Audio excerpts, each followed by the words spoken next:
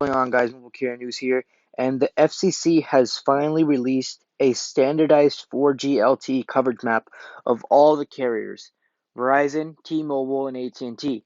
Now, we know Sprint was bought out by T-Mobile, so that map will be pretty much integrated with T-Mobile's map. It'll be fully updated, and I'm not sure if you can still see Sprint's network, even though they merged, but that's what I know so far of the carriers. So I really like what they did with this because for too long we've seen the maps on their websites, and don't get me wrong, I'm not saying all those maps of their coverage is falsely or a lie.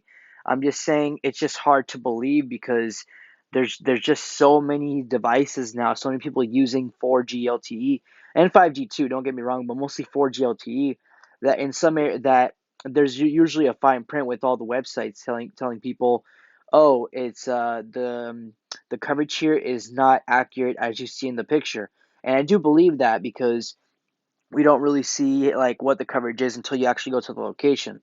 So like let's say I go to Miami, Florida, and they say they have good 4G LTE.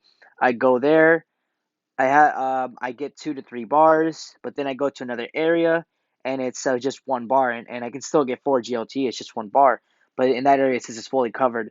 So I like how this is more displayed. That way we can actually know what the coverage is. All carriers are basically up to date with what the coverage map is by the FCC. So I really like that. If we scroll down here, it just says more about how the maps show specific location.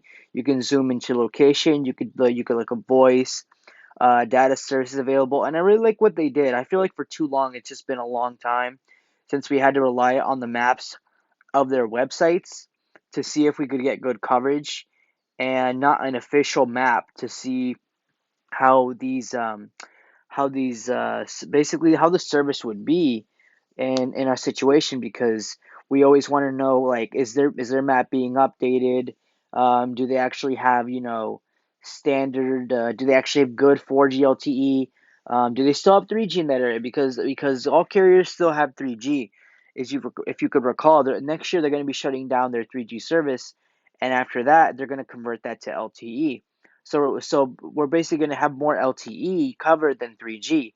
And I'm actually glad about this because 3G is very outdated, and there's honestly no point for us to have it right now because, um, let's say you don't get good connection let's say like you're in, I don't know, Arkansas or maybe Oregon, and let's say you don't get good connection, regardless of the carrier.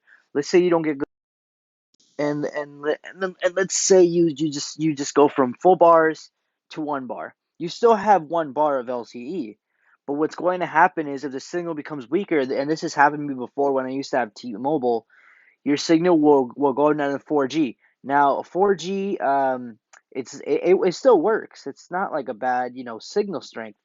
It's just going to be if the signal is very, very, very weak, like I'm talking about major weak, like 1% weak, it's not going to perform well. Like let's say it's an indoor area, like a forest, you're going to have 1 bar of 4G, and it's going to be either very weak or it's still going to be fast, but you're going to have 1 bar. So you have to rely on that 1 bar.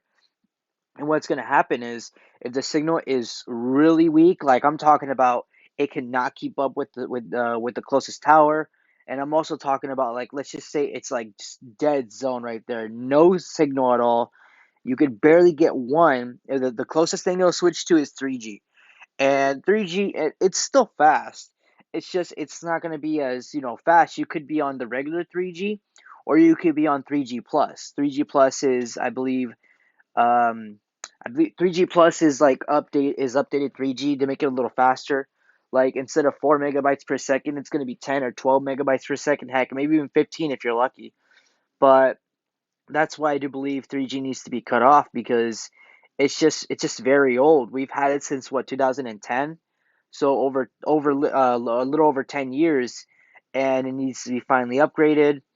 And I'm actually glad when the carriers remove that, they're going to convert it all to LTE and then 5G, because I looked on all carrier maps. They have a lot, and I'm talking about I don't want to say millions, but because I don't know if that's actually how much coverage they have, but they have a ton of 3G sites that are just, I wouldn't say that they're being useless right now. It's just they're just there for people to have as a backup, and I would rather have those shut down next year and convert into LTE because let's say you get 1 bar of LTE, instead of it switching to 3G or 3G plus as how I see it, it's going to be LTE. So even with that 1 bar signal, you're still going to have pretty fast speed. You're still going to be able to get 25, 30, 40 megabytes per second instead of the regular high speed. I'm basically talking about if you have 1 bar of LTE and you get about 20 megabytes per second, that's still pretty good. As to compare it, if you have full bars of LTE and you get about 100 megabytes per second, you're still down.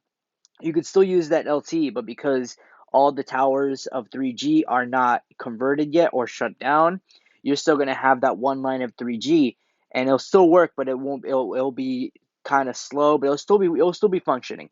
So I like where that's going with the carriers. I like how this map was